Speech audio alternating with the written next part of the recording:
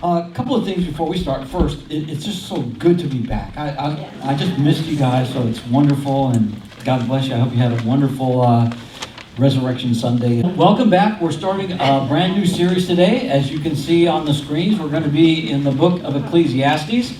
Ecclesiastes is part of Scripture that collectively is called the wisdom literature. Wisdom literature includes the book of Job, Psalms, Proverbs, Ecclesiastes, and Song of Solomon. When we talk about Hebrew wisdom, there are actually two types of that. Oh, first, let me get to this. The title of the series is going to be Life Under the Sun, and that really describes the whole book. And today's lesson is A Fistful of Smoke, which we'll unpack as we go along. So, simple wisdom in terms of Hebrew thought is this: if you do good, God will bless you. If you do bad, God will curse you. And some examples of simple wisdom, two that come immediately to mind, are Deuteronomy 28. That's the blessings and the curses. You know, if you obey God, He'll bless you in the home, in the field, in the fruit of your womb, etc. If you don't, He will curse you. Another example of simple wisdom is the book of Proverbs. Book of Proverbs is set up something like a formula. Do this, and this is what will happen. So let me give you an example. Proverbs 22:6. Train up a child in the way he should go. Even when he was old, he will not depart from it. Show of hands, have you ever known anyone who trained up their child in the way they should go, and when they got old, they departed from it and never came back? Anybody seen that? Okay, so now we have a problem. So are the scriptures true, or are they not? Well, the scriptures are true, so we have to explain this. And the best way to explain this, proverbs such as these are best thought of as probabilities, not promises. So think of it like this. This is my paraphrase. Train up a child in the way he or she should go, and there's a better than even chance, a probability is, that when they are old, they will not depart from it. It's not a promise. It may not happen. But if you start them off right, there's a good chance that they will end right. So we need something then to explain, okay, things don't always go right. They do go wrong. So how do we explain that? Well, the Bible has given us complex wisdom. Complex wisdom is best seen in the books of Job and Ecclesiastes, because life is much more complicated than a formula, isn't it? Wouldn't it be nice if life was a formula? Do this, this will happen. You just follow the recipe and the cake turns out okay. But sometimes it doesn't. What do you know about Job? Okay? Let's look at his spiritual resume. In the land of Uz, there lived a man named Job. Now this man was blameless and upright. He feared God and shunned evil. That's what Job 1:1 says. Wouldn't you like that to be your spiritual resume? In Job chapter 2, God says the same thing about Job. Have you considered my servant Job? He's blameless, upright. He fears me and shuns evil. How'd that work out? His whole life fell apart. Holy living is no guarantee that you won't experience difficulty. Ecclesiastes is the other book of complex wisdom. This book was written by King Solomon. Scholars believe that he likely wrote the Proverbs that he wrote, and according to 1 Kings 4:32, he uttered over 3,000 of them. So he probably wrote Proverbs and Song of Solomon early in his kingship, and he probably wrote Ecclesiastes later in life. He self-identifies here as the preacher. The preacher, the Hebrew word is koheleth. This means teacher or an official speaker at an assembly. Sometimes they'll call it as preacher. And the title of the book, Ecclesiastes, comes from the Greek word ecclesia. Ecclesia simply means an assembly or a gathering. It's usually translated in the New Testament as church. And so, taking those together, it is the words of the teacher or the preacher to God's assembled people. Before we dive into the text, I was reminded as I put this together of the words of a famous comic who said this: "I'm not afraid of dying. I just don't want to be there when it happens." We, human beings, are uncomfortable with death. I don't think dogs and cats sit around thinking, "Gosh, I wonder how much more time I have to live. Will my kitties learn to climb a tree?" They don't think like that. God has placed eternity into the hearts of people. We think about death, and we are uncomfortable with it. This is why when we speak of it, we often will soften it, won't we? We don't say, "He died." What do we say? He passed away. He went home to be with the Lord. And this isn't to negate that. It's an uncomfortable thing for us to deal with. If I could sum up this book, Ecclesiastes, in one sentence, it would be this: since we're not going to live forever in this dimension, since we are going to die, how should we live? This is what Solomon wants us to do. He wants us to think in terms of eternity so that we live right now. And the first step is this: don't overestimate your importance in life. Let's look at verses 1 through 3. Ecclesiastes chapter 1, starting at verse 1. The words of the preacher, the son of David, king in Jerusalem. "Vanity of vanities," says the preacher. "Vanity of vanities, all is vanity. What does man gain by all the toil at which he toils under the sun?" The first bullet in your outline is, life this side of glory is a vapor. If we were thinking that Solomon was going to ease into the subject and gently lead us down the path, we would be mistaken. He dives right to the point. He uses terms and words that are going to be shocking to our eyes and to our ears. He leaps right into the bleak realities of life. We see the term vanity 5 times in those 2 verses in verse 2. Vanity of vanities. Vanity of vanities. Everything is vanity. In the Hebrew language, when they want to emphasize something, when they want to make it, for you grammarians, a superlative, it's repeated. So when you see repeated, this is the way of making a very firm point. Most of our Bibles have exclamations after these, don't they? Hebrew has no, what do they call that? Punctuation, thank you. Hebrew has no punctuation, and so, see, it's my first week back, even I don't know what I mean. and so lacking punctuation, they do this repetition so that it helps us to understand. It's an emphasis. Some versions, the NIV in particular, instead of meaningless or vapor or vanity, they will say meaninglessness. It's all meaningless. This is actually not a very good translation in my view. The Hebrew word for vanities here is cherel. It's literally a mist, a vapor, a puff of wind, or a bit of smoke. Some other examples of this Hebrew word used in Scripture. "Behold, you have made my days a few handbreadths. My lifetime is nothing before you. Surely all of mankind stands as a mere breath." Hevel. It's the same word. Another example, Psalm 144:4. "Man is like a breath." Same Hebrew word. "His days are like a passing shadow." Verse 3 presents a question. What does man gain by all the toil at which he toils under the sun? Now, this question sets up the entire book.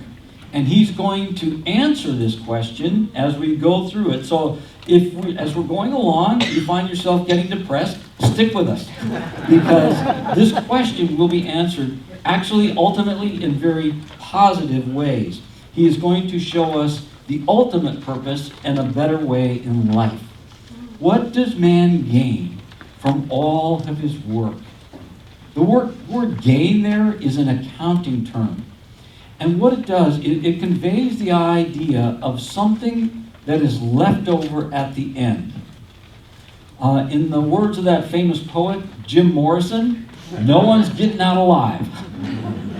You're not getting out of this alive. And so the question is, did we end our life with a profit? Is there something that we can say that we finished in the black?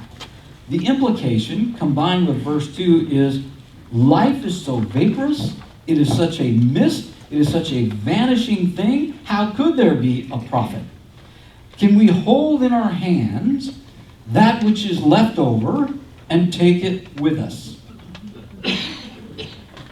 A key to understanding this entire book and where he's going with this is found in the phrase in verse 3, life under the sun.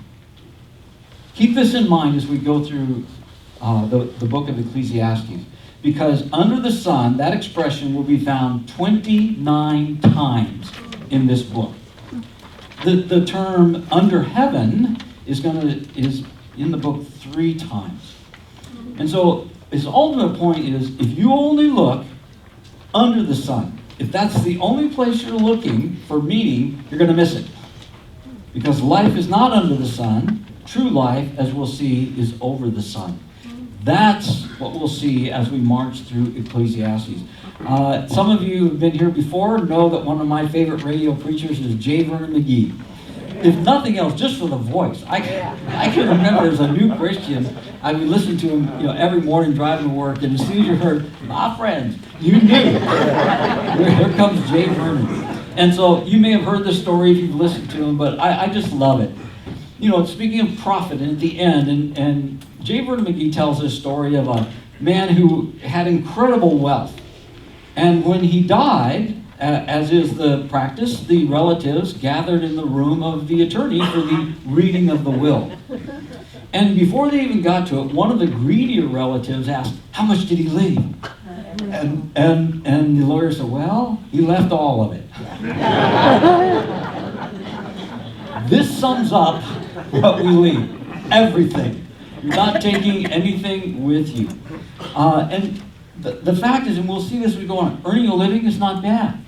Even amassing great wealth is not evil or a sin in of itself. But if we're looking for gain in the end, if that's our only purpose, we're going to miss out. We're going to come up empty and vaporous.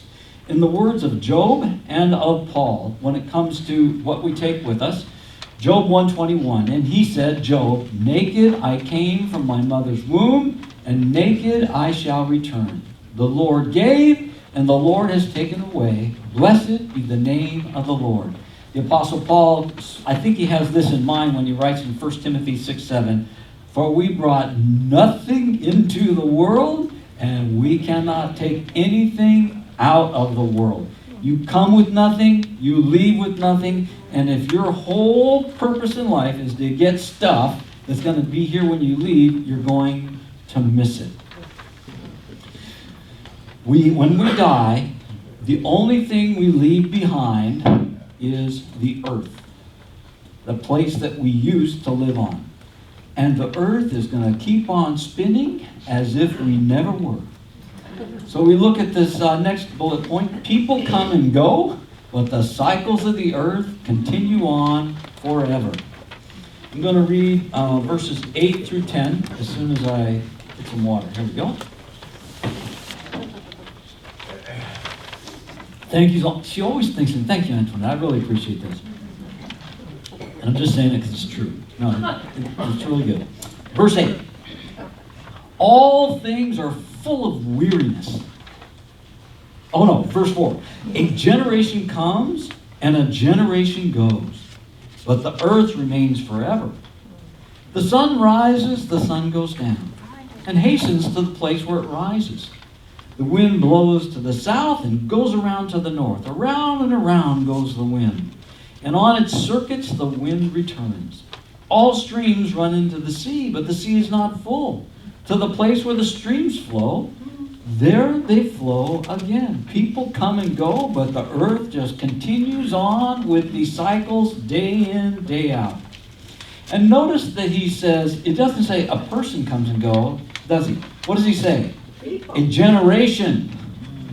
That's a way of getting this all-encompassing idea. Every one of you is going to come, every one of you is going to go, and this earth is going to continue on. One generation dies off, and another generation rises up to replace it. As George Bernard Shaw once noted, the statistics on death are impressive. 1 out of every 1 dies. It's actually not 100% true, Enoch and Elijah, but for the rest of us, it holds true. One person is replaced by still another. Contrasted with humanity, the earth continues going. The elements abide, and one day it will all melt. It will melt with a fervent heat, and God will make a new heavens and a new earth. But until that day, this is the pattern. This is going to continue on until that day. And so Solomon lists 4 things in the earth that have this constancy, if you will. The earth, the sun, the wind, and the water. The earth continues to spin. It just keeps spinning around. It circles the sun. The sun is circling around itself, and then the universe is all revolving, and it just keeps all going on day in, day out. The sun continuously chases its tail. Every morning it comes up in the east. It gives us our new day sun, and then at the sunset, it disappears over the horizon. Every day. You're not going to start it. You're not going to stop it. It just continues on by itself. Some of you may have read in the Daily Breeze, where I read it, Admiral Risty, that restaurant on the hill, is closing. Been open forever. I think they had the Last Supper there. I mean, it's been there a long time. So Karen and I and a friend wanted to go visit because, it's iconic. And so we went up there, and we got there just before sunset, sat down, and then just as the sun dipped over into the ocean, everybody started applauding. And I asked, well, what is this about? He says, well, they do that. It's a tradition that they have here, that when the sun, finally disappears, everyone applauds. And I thought, well, that's a nice little tradition. But you know what? Let me ask you something. If they don't applaud, will it? It's still going to go down, isn't it? It's still going to come up. And I guarantee this. After Admiral Ristes closes its doors for the last time, it's still going to set, and it's still going to rise. The wind blows in one direction and comes around to the other and blows. Now, understand something. You might notice this is in offset printing, meaning it's poetry. So you don't want to be careful that you don't take this as exacting. So it doesn't mean that all wind starts here and comes from there. What he's saying, he's using poetic language to say, sort of like Jesus, the wind comes and it blows. You don't know where it came from or where it's going. But the main point is this: the wind keeps on blowing. Now, it may stop for a little while, but there's always a breeze coming. And that wind is going to continue to blow. It never ceases. You always get a wind, and sometimes it's more than others, say like an election season. Did I just say that? Yes. So the wind just keeps on coming. And then the last of the elements that he mentions here is streams. Now, I was in college about, 60, 70 years ago. And back in those days, you actually took Western civilization. And in Western Civ, I can still remember on the midterm exam, it had a fill in the blank of who discovered the water cycle. And it's credited to Bernard Palissy, 1580. And what he did, scientists had described how water comes from the ocean back up. And I remember writing it, I wanted to put Solomon, 10th century BC. Because that's what he's describing here, isn't it? Look, the sea's never empty. As a matter of fact, the water rises from them. It forms in these clouds. It comes back over the mountains. The cows can't get over the mountains, so the rain drops. It drops into the rivers and the streams. The streams go back into the ocean, and somehow the oceans never get filled. And so what he's describing is just this continuous cycle of the water. Or as it says on our shampoo bottles, rinse and repeat, rinse and repeat. That's the cycle that he's talking about here. Now, as he describes the earth and its constancy and how this thing continually goes. I don't know about you, but it seems to me that this is the opposite of the way that it should be. Jesus did not die for the sun and for the water and for all of these other elements of the earth. What did Jesus die for? Humans. Humans have intrinsic value, and yet they don't last. All this other stuff lasts. We do not. We have such great value that God sent his Son, Jesus Christ, to die for us. We perish, the elements remain. The 4th century church father, Gregory of Nyssa, had a commentary on this passage, and here's what he said. The earth abides forever, ministering to every generation. But men, though they are so little, even their own masters, nevertheless, in their excessive vanity, think that they are the earth's lords. That they, now born, now dying, a rule which remains continually. The earth keeps going, you're going to die. You got to get used to that fact. This is the reality that we must all face. A few weeks ago, Karen and I had the pleasure of going to a beach baptism for someone that Karen works with down there at the hospital. And it was a lovely afternoon, just beautiful, and a lot of people brought their kids. And midway through it, I noticed that one of the fathers, I thought this was so sweet, he took some of the kids down to the edge of the shore, and they did what all kids love to do, which is what? Build a sandcastle, right? And they built this, and it wasn't, particularly ornate as some of them are, but it was nice, and I thought it was sweet. And as the afternoon wore on, the tides began to come in. And as the tide began to lap against that castle. And then a little bit more, and a little bit more, and by the time we were done for the day, the castle was no more. That's your life. We're that sandcastle. And the waves of time rub up against us, and over time, we will be no more on this earth.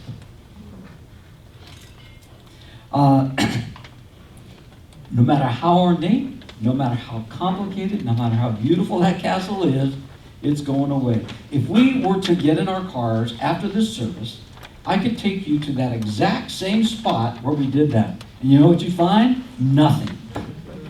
It's all gone. Generations come, generations go. The cyclical events of the earth will continue long after we are gone and forgotten. When all of our strivings cease, when we have expended that final breath, the wind and the waves of the earth will continue. Now, what we'll see is this is not as depressing as it may sound. What he's doing is bringing us face to face with this stark reality that we are not going to live here forever. It calls for us to have an attitude of humility and of sober thinking. The sun traverses the sky, the wind blows, the streams flow, and they don't get their fill, and neither does mankind. Attempts to fill ourselves leave us more empty. Verses 8 through 10. All things are full of weariness. A man cannot utter it. The eye is never satisfied with seeing, nor the ear filled with hearing. What has been will be, and what has been done will be done. And there is nothing new under the sun. Is there a thing of which it is said, see, this is new? It has already been before, in the ages before us. All things, in light of the above, are wearisome. All life, in fact, he says, is a cyclical, repetitive motion with no end, except for us. And that's difficult to contemplate.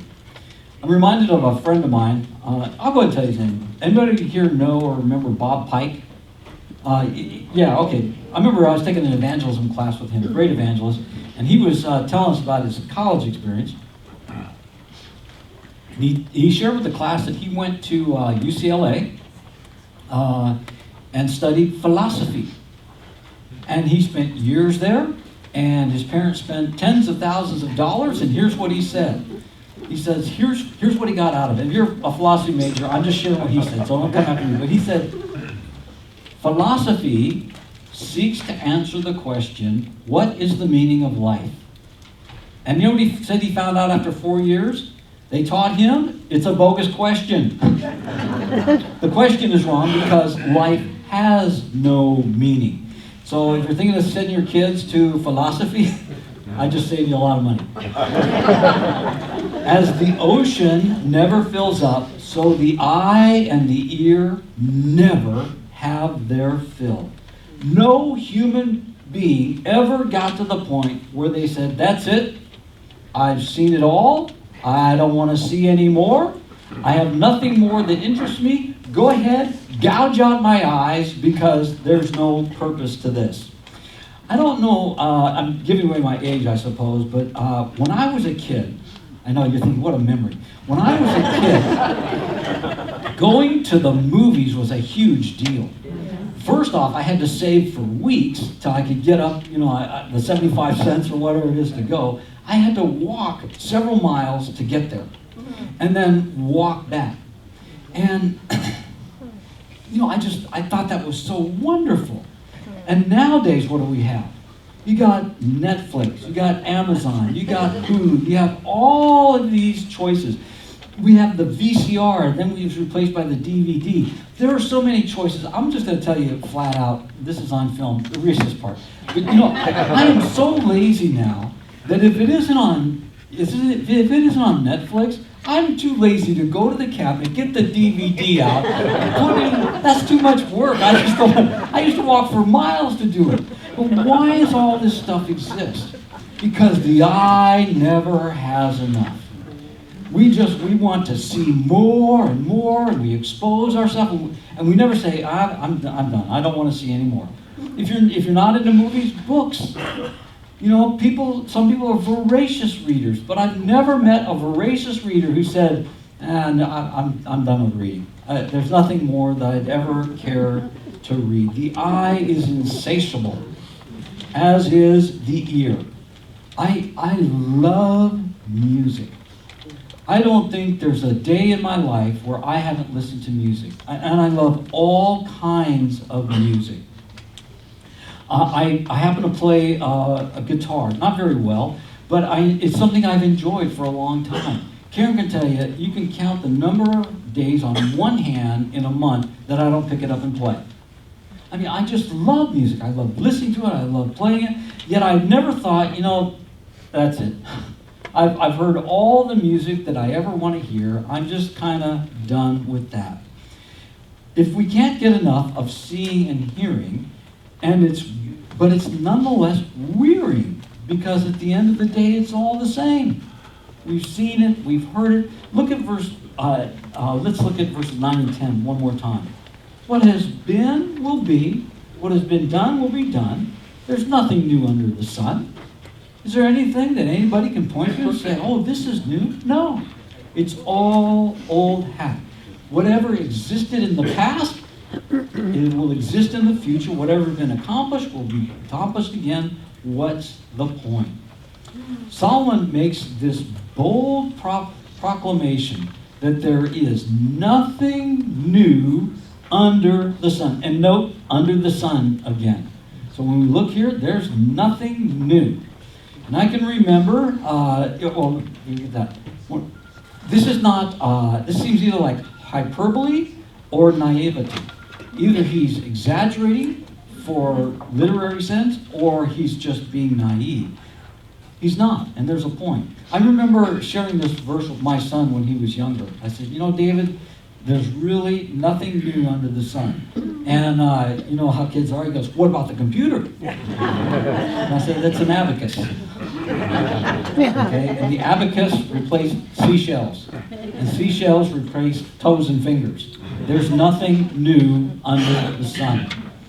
The car replaced the horse. The horse replaced man walking on foot.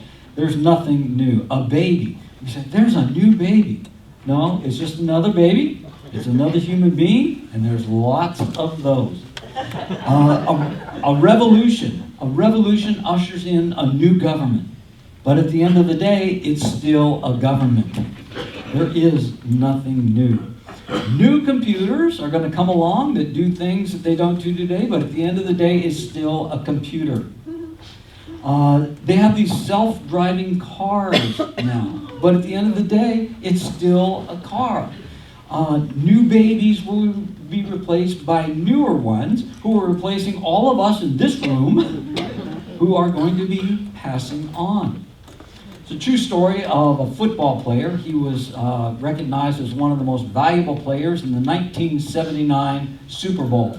And he was asked by an interviewer, the interviewer said this, "What does it feel like to win the ultimate game?" And the player said this, "If it's the ultimate game, why are they going to play another one next year?" I thought that's very insightful. Look, it's just another game. It's going to come along every year. These are timeless truths. These are true whether we are believers or unbelievers. The difference between the believer and the unbeliever is not in denying these truths, but in recognizing them, so that we don't get caught up in the idea that the pursuit of new things will bring meaning to life. They won't. I can't speak for you, but I'm at the age now where I just don't want anything new, because I gotta clean it, I gotta repair it, I gotta pay taxes on it. I mean, it just becomes a little bit wearisome. I'm always amazed. I just, because of the way my mind goes, I guess. But I'll go in the supermarket and I'll see some product that I normally buy, and I'll go to pull it off the shelf, and it will have these 3 words: new and improved. And I always think to myself, inevitably, so the old one was old and rotten. The stuff I was using before was no good. This is new and improved. In microeconomics, they have this thing called the law of diminishing return. Some of you are familiar with that. Basically, it means this, that no matter how new something is, the effort to get it will soon outweigh the pleasure that we get from it. It's the law of diminishing return. So think of it this way. Let's suppose that I loved, I was going to say avocados, but that would be a lie. Let's say I love strawberries, okay? And strawberries are a 5-mile walk away. So I go on this 5-mile walk, but I get there, and they're so good and so sweet and so delicious. That is good. And so I do that like maybe 2 or 3 weeks in a row, and then what happens? I'm not sure it's worth the 5 miles. I'm not sure it's that good. Suddenly it's not new. It's not exciting. It's no more fun. They aren't as sweet as they used to be. This principle, and this is my opinion now, is what drives our whole market system here in America. Because we are constantly being bombarded with, you gotta have this. This is the next new thing. You're miserable now, but if you get this, then you'll be happy. And we get it home, and there is some momentary joy. We can't deny that. But what happens over time? But I gotta get this now. And so it drives this whole thing, because it's this false idea that this new thing is going to be exciting and wonderful and make our lives have meaning. They won't. You just can't fall into that trap.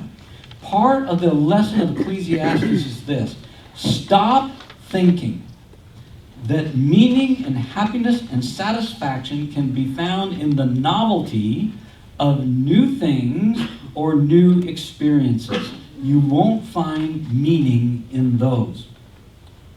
This really isn't news at all. What seems new now is going to feel old pretty quickly. Like yesterday's newspaper, we too will fade, and we will not be remembered. Verse 11, memories of our lives are buried with us. Verse 11, there is no remembrance of former things. nor will there be any remembrance of later things yet to be among those who come after. The text reads, there's no memory of former things. The Hebrew allows for people. And I think that's probably the better translation. Some translations have that. There's no memory of former people. I think that actually fits the context a little bit better. So, paraphrase, those who passed on will not be remembered. And if that's not sad enough, generations that come after will not be remembered either. My loose paraphrase, when I'm gone, 100 years from now, not a soul will remember me. What's worse is I'm leaving children and nobody will remember them either. Now, it is true that some names stand out in history more than others. Benjamin Franklin, some of our founding fathers, it's hundreds of years, we still do remember them. But my daughter, when she was growing up, I remember when she was in her teens, I said, Katie, can you tell me who John, Paul, George, and Ringo are? Clueless. They owned the world when I was her age. And now this generation, they don't even know who they are. It's blasphemous. It's terrible. Now, some people do leave this legacy, and we remember Michelangelo for hundreds, thousands of years. Can I ask you something about these famous people that we remember? What's the names of their children? None of you remember. Because that died with them. They had this burst of brilliance, but the generations that came later are not remembered. A great hero from the past is lauded and applauded until it comes to light that something they said or did some time ago is not in concert with modern social mores, and so not only do we forget them, we tear down their statues, we burn everything they said, and they were forgotten. They're the ash pile of history. If life is a vapor, as suggested by verse 2, then what we leave behind is quite reminiscent of that vapor. Imagine your life as a candle. It burns, and it's bright, and it's beautiful, and it brings light into the room. And then when you blow that candle out, smoke rises up, right? Here's what you do. Grab that smoke. Grab it in your hand. Put it in your pocket for later. Okay? Because you might need it. And when you reach into that pocket, it'll come up empty. That is the picture that he's drawing. Another illustration I heard years ago. And I've seen this because I was in business for 30 years. How many have you seen in companies where you work, somebody who thought, this company can't exist without me? Right? I make this happen. Apart from me, you will be nothing. Lee Iacocca, not to disparage, but I remember when he left Ford Motor Company, he told Henry Ford III, we made $1 billion last year, and you don't know how we did it, you'll never do it again. They make hundreds of billions. Ford continued on without him. So if you think you're important, that the world cannot survive without you, here's what you do. Get yourself a bucket of water. Okay? Stick your arm in that bucket of water right up to the elbow. Pull it out as fast as you can. That hole that you see in the water, okay, that's the impact that you have on this life. Okay? They are not going to remember you. One final illustration, because we have grandchildren.